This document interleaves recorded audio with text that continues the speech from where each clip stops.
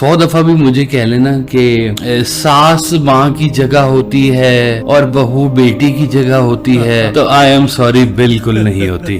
और ना इसको समझने की कभी आप गलती कीजिएगा है।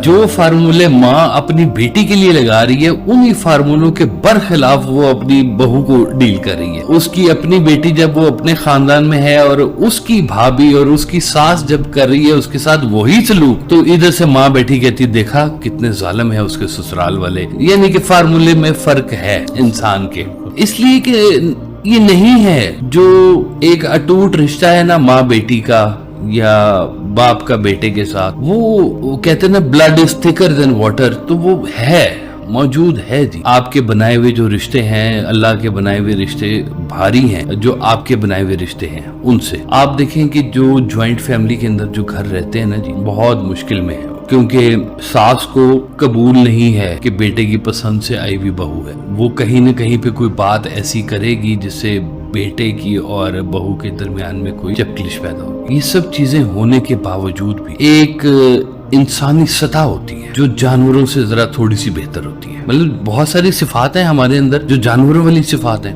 हम भी खाते हैं पीते हैं, हमारा भी वो जिस्मानी नीड है, जो भी कह लें शहवत भी है इसके बीच में, और बाकी मामला भी, ये सारी हिवानी सिफात है ना बेसिकली, जो इंसान भी लिए फिर रहा है।